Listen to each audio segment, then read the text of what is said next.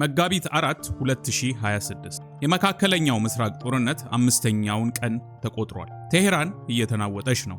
ሪያድ እየተቃጠለ ነው። የአሜሪካ ኤምባሲዎች ተመተዋል። ነገር ግን እውነተኛውን ድንጋጤ ከጦርነት ሜዳ አይደለም የሚመጣው። እውነተኛው ድንጋጤ የሚመጣው ከዋሽንግተን ነው። ከሁለት ዓመት በፊት አንድ የዩቲዩብ ቻናል ባለቤት 3 ትንበያዎችን አቅርበዋል። ቁጥር 1 ትራምፕ ያሸንፋሉ የሚል ሲሆን ቁጥር 2 አሜሪካ ከኢራን ጋር ጦርነት ትጀምራለች የሚል ነበር።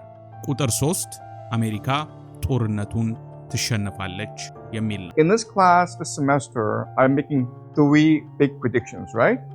First is that Trump will win in November. Second is that United States will go to war against Iran. And the third big prediction is that the United States will lose this war, which will forever change the global order. ሁለቱ ትንበያዎች እውን ሆነዋል። ሶስተኛው ትንበያ እውን ይሆናል ወይ? አሜሪካ በኢራን እጅ ትሸነፋለች? ዶክተር ሲያን በብሬኪንግ ፖይንት ቃለ ምልልስ ላይ ስለዚሁ ጉዳይ አስደንጋጭ መረጃዎችን አቅርበዋል። በዚህ ቪዲዮ ውስጥ ኢራን ለ20 ዓመታት ስትዘጋጅ የነበረችበትን ሚስጥር፣ የአሜሪካ ውዱ ሚሳኤሎች ለምን እየሳቱ እንደሆነ፣ የምድር ወታደሮች ወደ ኢራን ይገባሉ ወይ የሚል ጥያቄን፣ ትራምፕ ለምን ይህን ጦርነት እንደመረጡ የመረጡበትንም 3 ምስጢራዊ ምክንያቶችን እንመረምራለን። መጀመሪያ ወደ ዶክተር ሲያን ቃለ ምልልስ እንሂድ።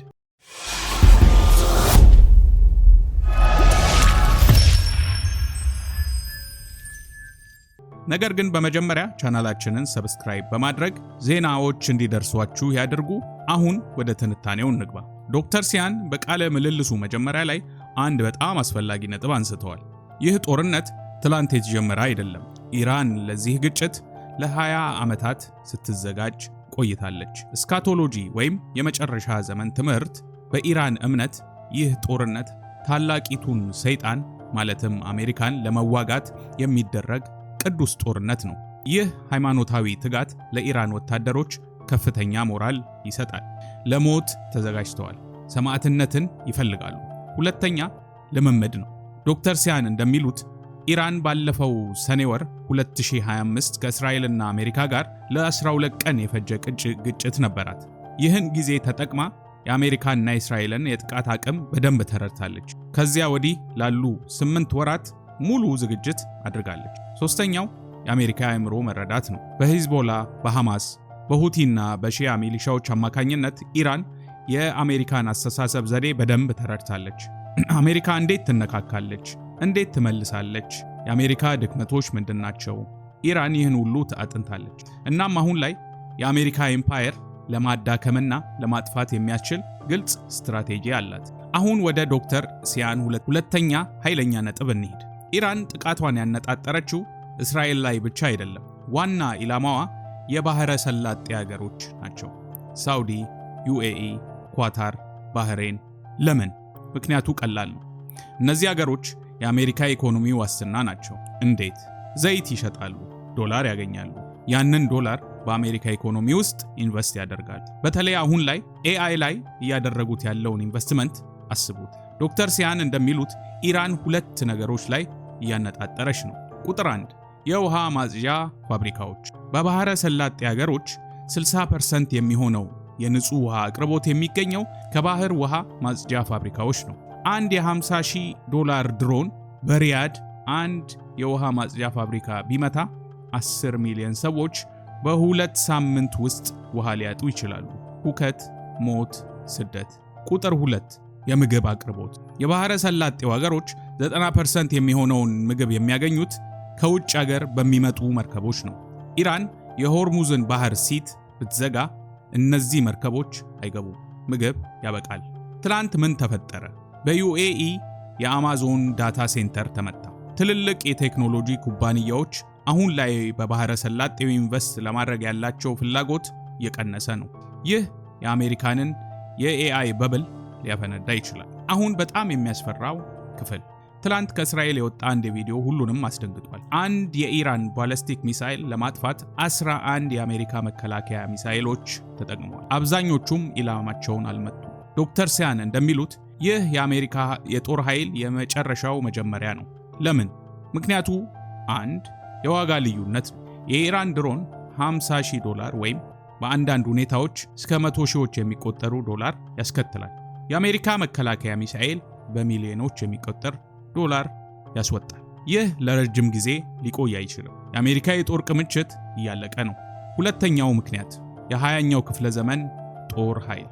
የአሜሪካ ጦር ኃይል የተገነባው ለቀዝቃዛው ጦርነት ነው።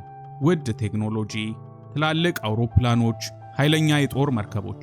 ነገር ግን ይህ የ21ኛው ክፍለ ዘመን ጦርነት አይሰራም። የኢራን ጦርነት ርካሽ ድሮኖች፣ ፈጣን እንቅስቃሴ የመቋቋም ጦርነት ነው። ዶክተር ሳያን እንደሚሉት ይህ የአሜሪካን የማይበገርነት ቅዠት እያበሳጨ ነው። ለ20 ዓመታት አሜሪካ ማንም ሊደፍራት እንደማይችል እናምን ነበር። አሁን ያ ቅዠት እየተሰበረ ነው። ዛሬ ጠዋት የአሜሪካ የጦር ሚኒስቴር ፒት ሄግሴት አንድ ጥያቄ ተጠይቀዋል። የምድር ወታደሮችን ወደ ኢራን መላክ ይቻላል ወይ? መልሳቸው ምንም ነገር አይቀርም። ዶክተር ሳያን ይህ ከሁሉ የከፋ አደጋ እንደሆነ ያስጠነቅቃሉ። ለምን?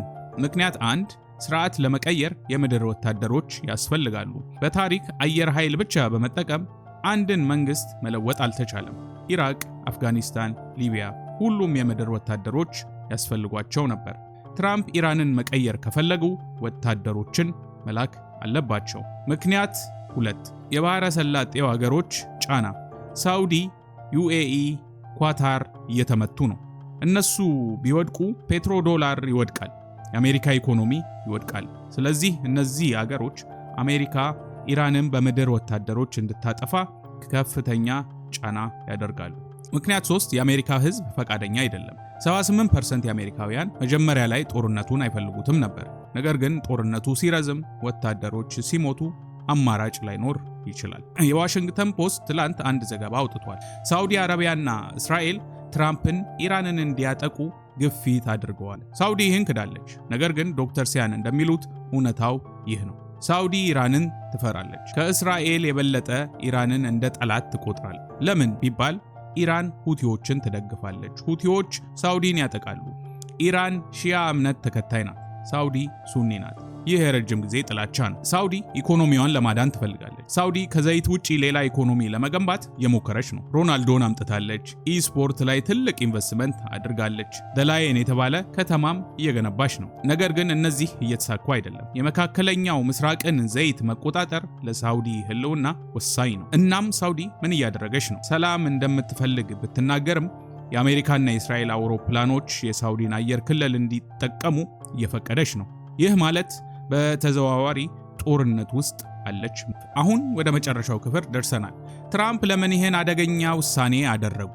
ዶክተር ሳያን 3 ምክንያቶችን ይሰጣሉ። አንደኛው ምክንያት ኩራት ወይም ሁብሪስ ይሉታል። ትራምፕ ከዚህ ቀደም በማዱሮ ያደረጉት ዘመቻ ፈጣንና ስኬታማ ነበር። ይህ ለአሜሪካ ጦር ኃይል ከልክ ያለፈ እምነትን ፈጥሮላቸዋል። ሂትለር አውሮፓን በቀላሉ ከያዘ በኋላ ስታሊንን ለማጥቃት እንደደፈረው አይነት ስህተት ነው። ታሪክ ራሱን ይደግማል ይላሉ ዶክተር ሳያን። ሁለተኛው ምክንያት ደግሞ የግል ፖለቲካዊ ጥቅም ነው ይላሉ።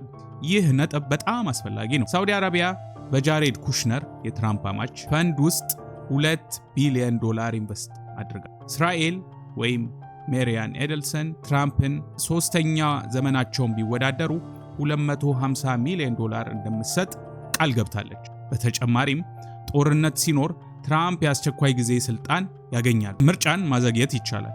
ይህ ለ3ኛ ዘመናቸው ድል ይሆናል። ስለዚህ ጦርነቱ አሜሪካን ቢጎዳም ትራምፕን ሊጠቅም ይችላል። 3ኛ ምክንያት ሚስጥራዊ ማህበራት። ይህ በጣም አከራካሪ ነጥብ ነው። ዶክተር ሳያን እንደሚሉት ዓለም የምትመራው በሚስጥራዊ ማህበራት ነው።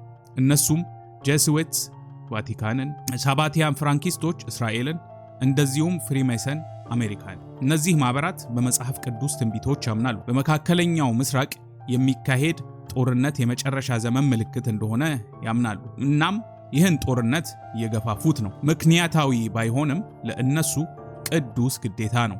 እንግዲህ የዛሬው ትንታኔ እዚህ ላይ ደርሷል። ዶክተር ሳያን እንደሚሉት አሜሪካ በዚህ ጦርነት ልትሸነፍ ትችላለች። ምክንያቱም ይህ የ20ኛው ክፍለ ዘመን ጦር ኃይል በ21ኛው ክፍለ ዘመን ጦርነት እየተዋጋ ነው።